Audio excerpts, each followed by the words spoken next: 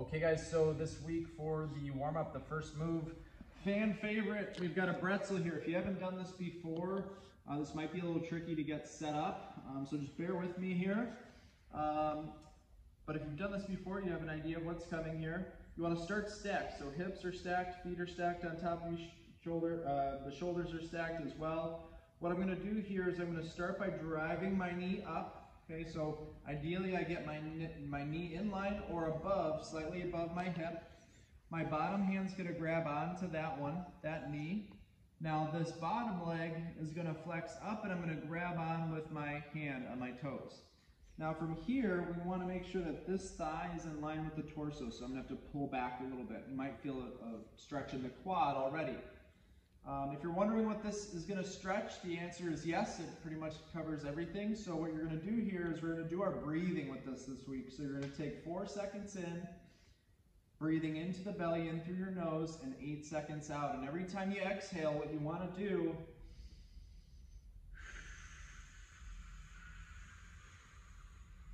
is allow that shoulder to roll back.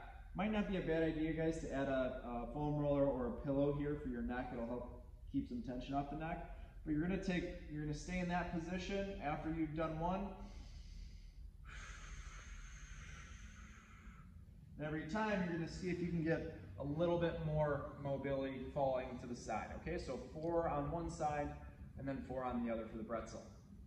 Second move on the list, side plank clamshell, driving the hips up and forward through the ground. Now if you have a mini band, you could add a mini band to your knees. Otherwise, we have 15 on each side, clamshells. Feet stay rested on top of each other the whole time there. After that one, guys, we have bird dog. So opposite arm and opposite leg are going to reach with, starting off in a stacked position. So hands under the shoulders, knees are right underneath the hips. And then from here, making sure that we're keeping the back toe close to the ground as you extend out. 10 on one side and then 10 on the other. Next on the list, guys, kneeling reach through. We're going to sink the hips back as far as you can. One arm stays straight. The other arm is going to reach through as far as possible. You're really going to try to reach as far as you can. Come back through. Really try to rotate as much as possible. Just 5. 5 on one side and then 5 on the other. Really trying to extend through there. Okay? After that one, guys, we're going to get up on one knee. One foot is going to go out in front with that toe up in the air. Now this is going to test your balance a little bit, but that's okay.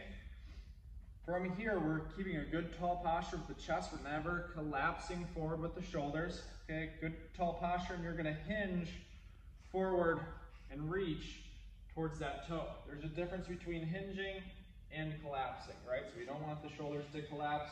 We want the chest, think about the chest falling forward towards that toe rather than collapsing forward, okay? So you've got 5 on one side where you're just hinging up and down, 5 on one side, and then 5 on the other, okay? Moving down the line here, we've got our kneeling lateral lunge. So we're gonna then open it up to the side.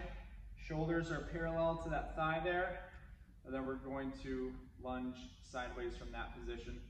This one will get 8 on each side. After the kneeling lateral lunge, guys, we're up on your feet, moving around a little bit more, starting with some hops forward and backward is 1. You've got 10 forward and backward hops. After that, we're gonna hinge. Butt goes back, chest is down, thumbs are up, 45-degree raise. Slight pause. And you've got 8 on that one once again. After that, guys, we're going side-to-side hops. So side-to-side is 1. You've got 10 side-to-side hops. After the side-to-side hops, lateral lunge, big step sideways, drive the hips back, opposite leg stays straight, driving all the way back up. So 5 on one side, then 5 on the other, then finishing it up with our jumping jacks. Okay, 15 jumping jacks. All right, guys, so that's the warm-up this week. If you don't get a chance to work out, at the very least, do that movement prep, that warm-up every single day this week, and you'll feel a whole lot better. Give it a shot, guys.